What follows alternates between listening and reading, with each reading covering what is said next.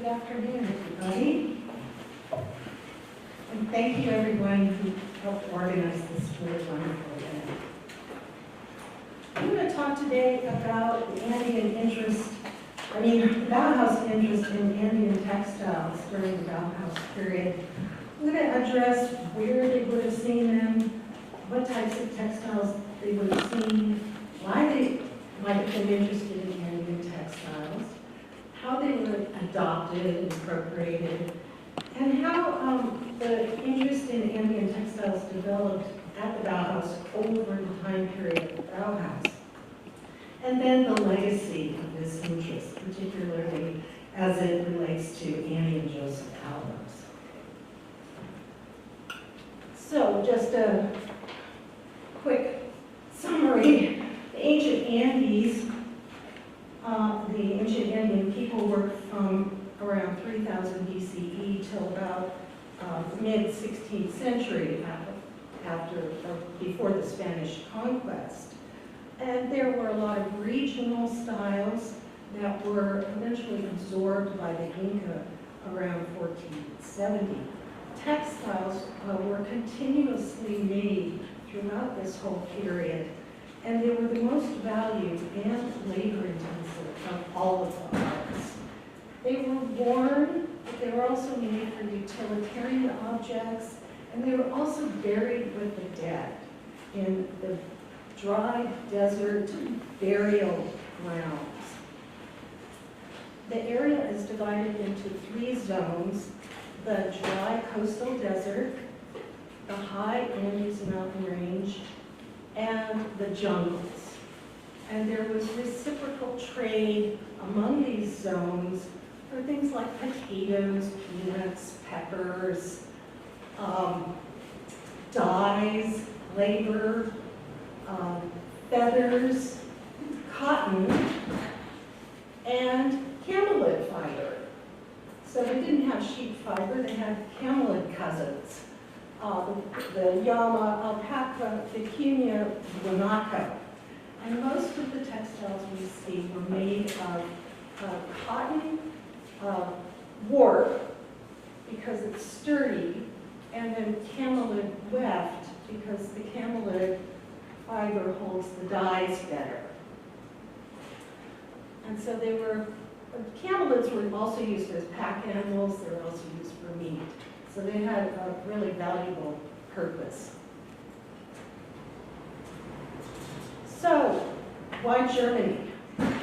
There was a huge German community in Peru starting in the 1800s. Merchants, doctors, explorers, exploiters, and most of them were collecting Andean textiles.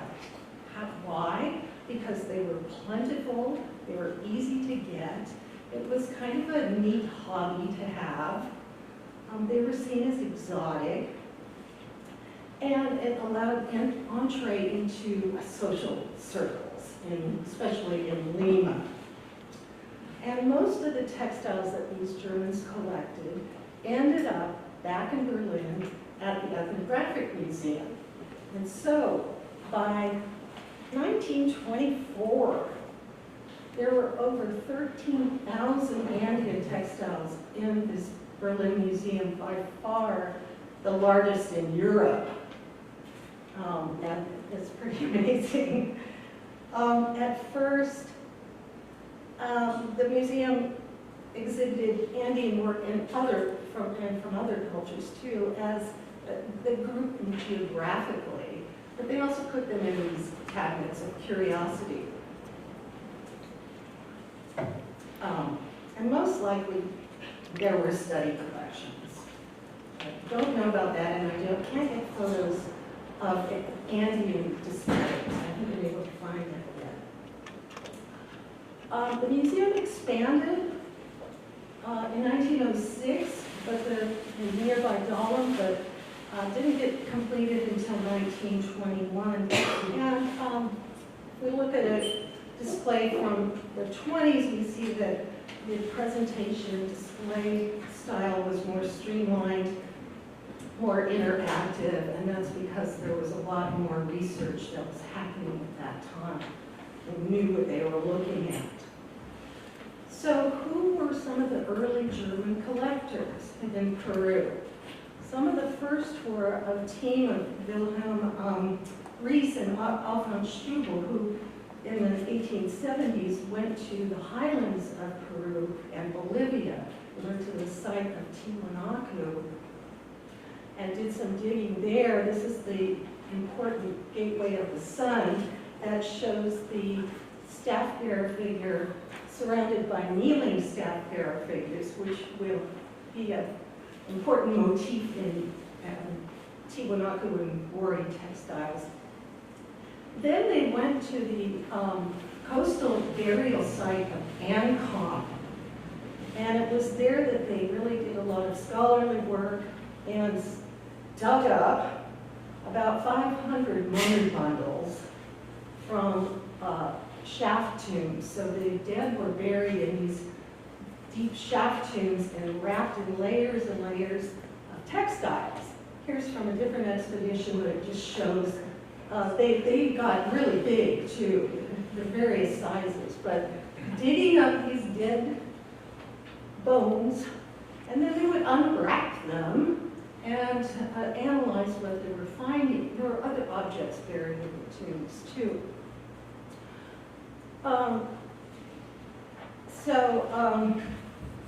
They eventually sold about 500 textiles to the Berlin Museum. And they also wrote a 3-volume book, volume 2, devoted entirely to textiles. And they wrote, the most important are the textiles, which indicate a high level of development. And this particular tunic is really wonderful on this mummy bundle, and would have been a highlight of the collection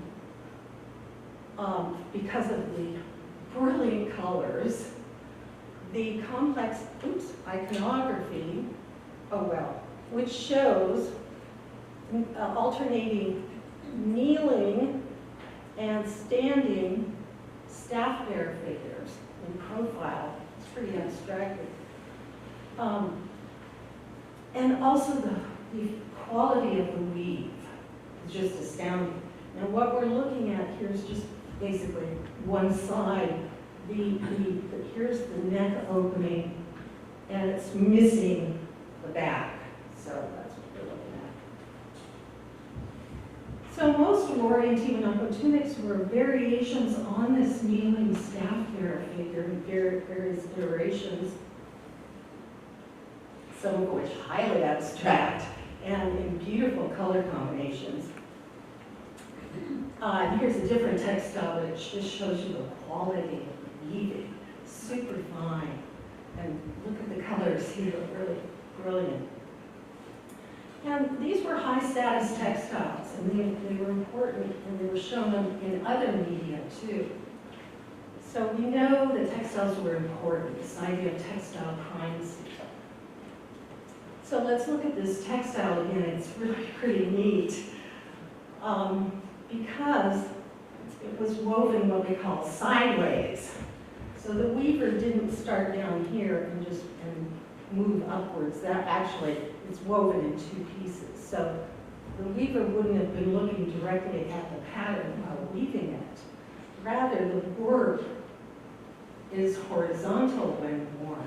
So if we hypothetically unfold this tunic and look at it from the weaver's perspective, you see that the weaver would start down here and weave upwards this way. So the weaver is weaving the pattern indirectly, which would require an enormous amount of mental and technical dexterity, which makes the textile all that more valuable. But we wouldn't really know these things necessarily just from looking at it. So another really important German was a guy named Wilhelm Gretzer, who lived in Lima for 30 years. He was a textile merchant. He lived there from 1872 to 1903, a period of unregulated grave digging. So it was going on everywhere. this is his house in Lima, and you can see that he, what he would do with the textiles is cut them up, or wash them, cut them up, put them in frames, and pretty much utterly remove them from their context and provenance. Where did they even dig them up? You know, he wasn't making tags for all 14,000 textiles that he collected over time. There he is here. He would use what are called quaqueros, or grave diggers, professional grave diggers back here. They'd go find a good site and then they'd dig stuff up. And then he would unwrap them and he would take the choice pieces, and then according to his wife, he would actually throw what he didn't want away. So they really didn't know the value of what they had. He knew that they were pretty neat objects, though. So let's look at some of Gretzer's collection, which was vast, to give you an idea of what the German people might have been looking at the time. He collected about 90 of these small panels that were cut from a larger piece of cloth that was wrapped around the dead person. But they weren't interested in the wrapping cloth, they just were interested in this wonderful little pictorial abstract pattern that shows figures and fish and birds and all kinds of abstracted forms. He collected multi-weaves, a double weave like this one. This is a fragment, looks like a scarf to our eyes, but that's not what it was. Double weave requires two separate sets of warp and weft and makes a really strong and color-intense fabric. He collected tunics, both whole and in fragments. He collected really highly complex weaves, like this discontinuous warp and weft, which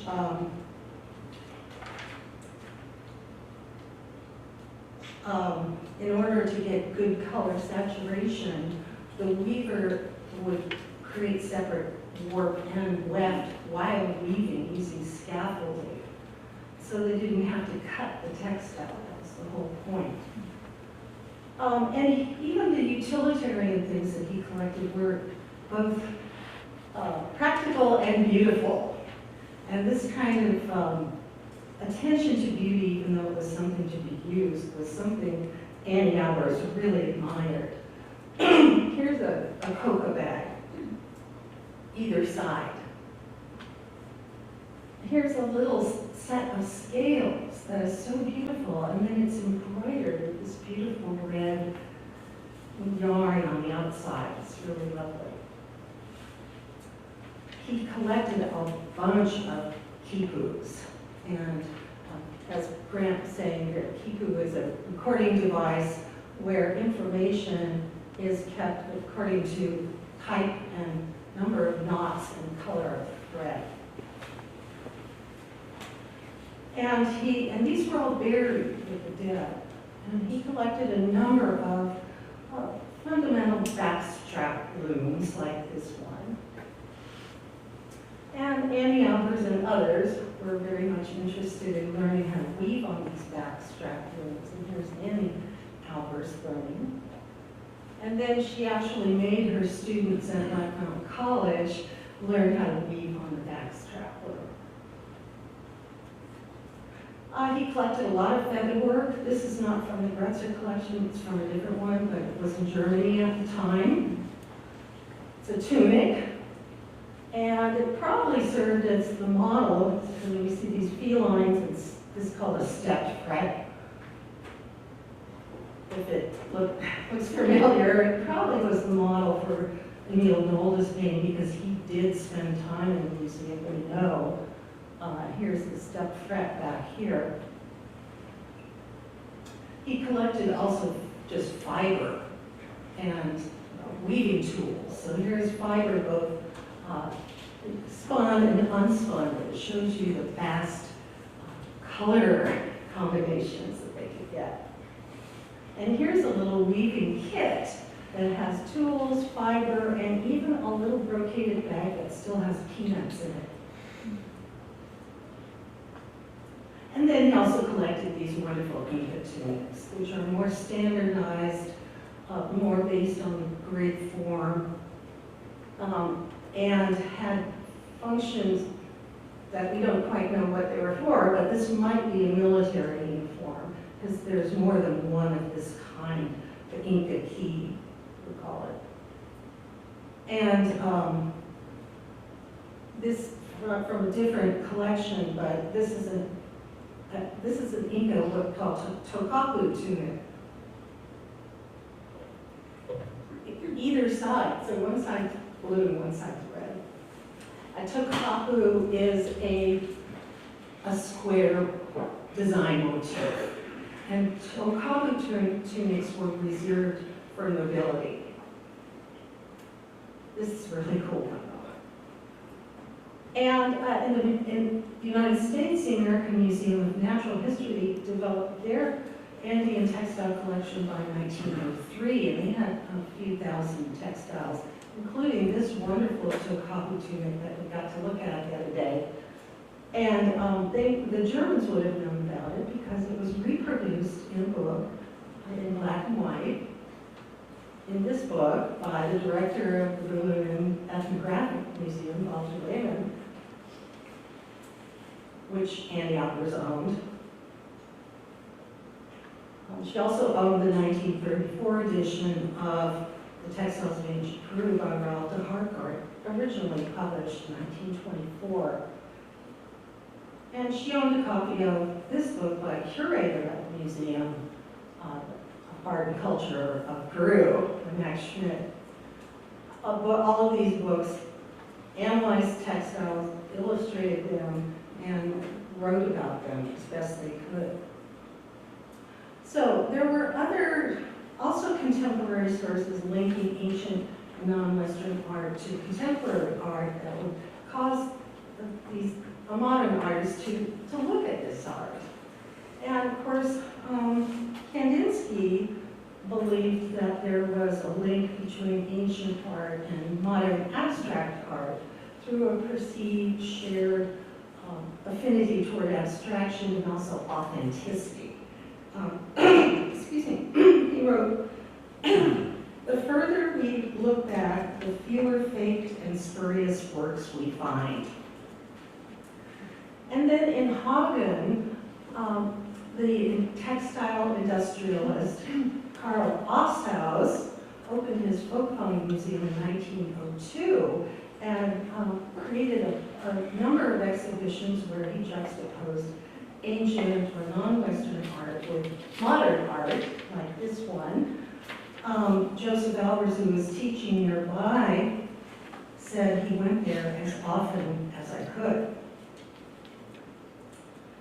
In Berlin, Herbert Walden had a gallery and a journal called Der Sturm, and he also would do the same kinds of exhibitions.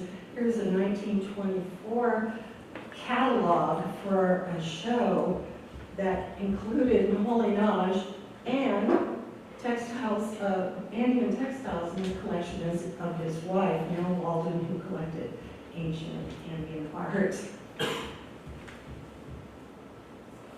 And in the United States, the American Museum of Natural History opened up their collection early on as a study collection for designers, and the Brooklyn Museum also did this. So this is as early as 1908 in their Andean room. And then a little bit later, one of the curators there wrote a book, Peruvian Art, a help for students of design. And so he diagrammed all of the motifs so they could be incorporated into modern fabrics or whatever. So by the time we get to the Bauhaus, it's pretty clear that they would have seen these things, they would have known about them. they would have been fascinated by them. Annie Albers stated that her interest in Pre-Columbian art began in Germany and that she frequented the ethnographic museums there. So some of the early works at the Bauhaus, the Andean model would have been good for them because it would help them learn how to weave and work with materials as they were trying to learn from the ground zero, really. Here's, they didn't actually copy the textiles per se, but they used certain design motifs, like squares within squares, and registers and steps and things like that. This tapestry is lost. Or here's a Bauhaus work that appears to incorporate some of these other motifs, like look at this figure here and that figure. And they're very similar, even the colors. They definitely were not using the European model for source material. The Andean model made sense because it utilized more geometric and abstract design ideas, like registers and frames and squares and triangles and things that could be woven into tapestries and wall hangings. Or this one. So they made, as Goethe stated, pictures made of wool, mainly rugs and wall hangings, but pretty abstract.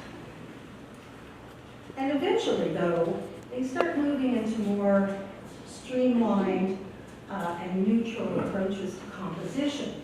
And part of that is because of Clay, who was conducting classes talking about structural approaches to composition, using things like color swapping, flipping, grids, registers, and building up the composition through networks. All of these ideas, excuse me, inherent to weaving itself, layering of colors over one another. But there was an Andean model for that too. So they could kind of merge Clay with what they were seeing or understanding about Andean colors. So when they moved to the Dessau Bauhaus, the weaving workshop equipment was now modernized.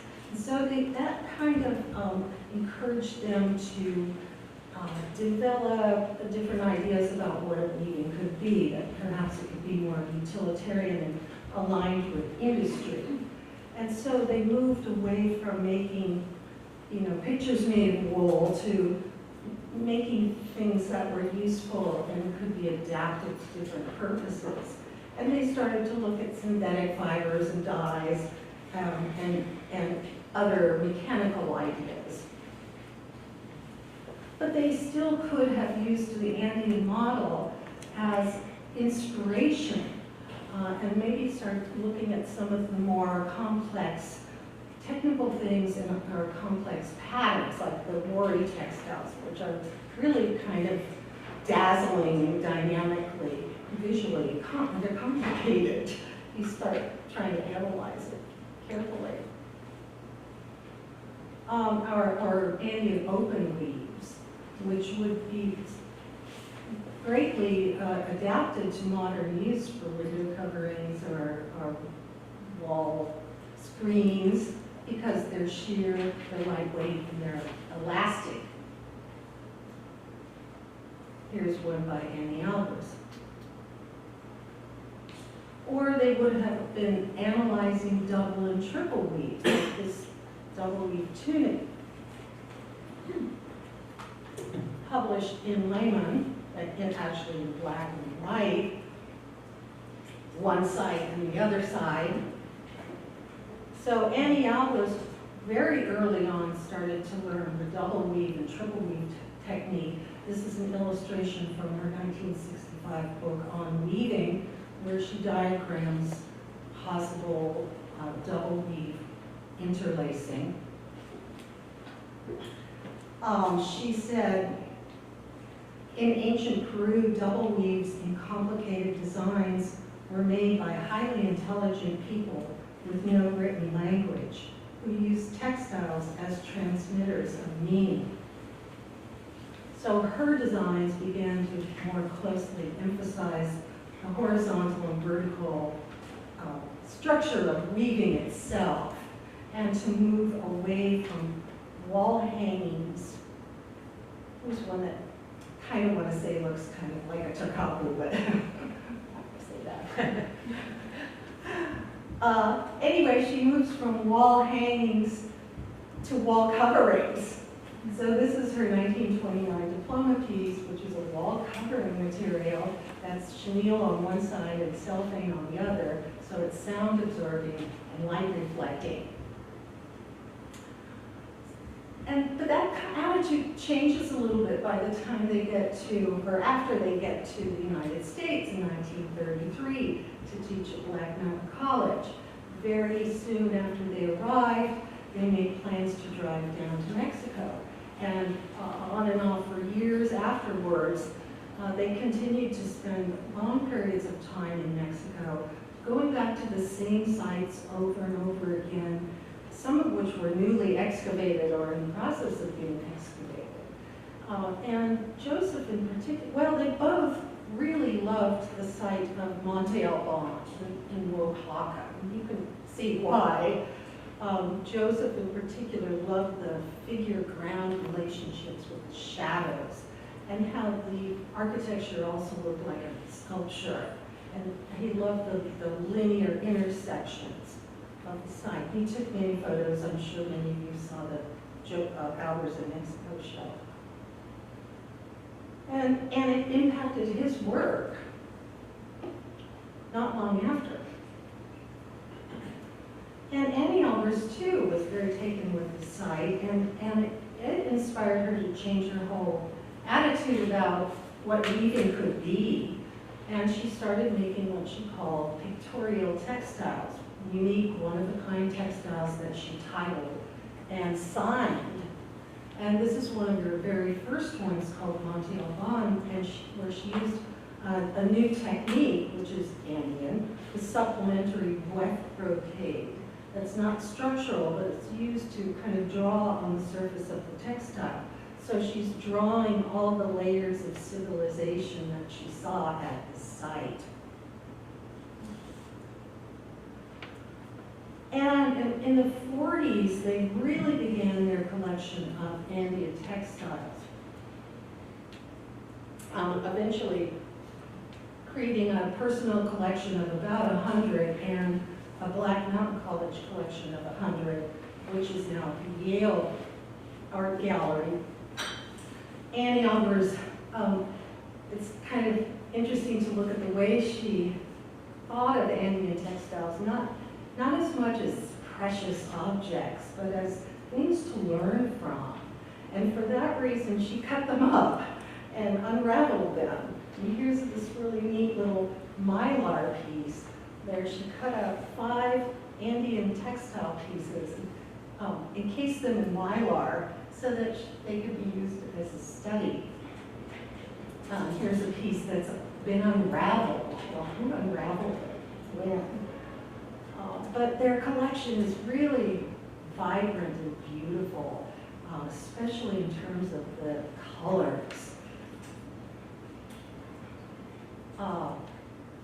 Bold. And fragments, not the most, not the largest of all of the textiles. This is a neat one that has 2 different techniques, supplementary rough thread on top and just an interlock tapestry on the bottom. 2 techniques she used for her own work in the 50s, which she wove sideways, you could say. She wove it this way and then turned it on its side, which was done and signed. Here's another piece from their collection that has this wonderful gold, ochre, red, and yellow. And here's here's a worry fragment that has peach, or kind of a pink, red, green, blue, brown, and ochre color combinations that interestingly come into Joseph's work in the late 40s at the height of her collecting of Andean textiles. So in the 50s, they finally made it to Peru, to Pachacamac, which was an ancient burial site, and also there's a temple there.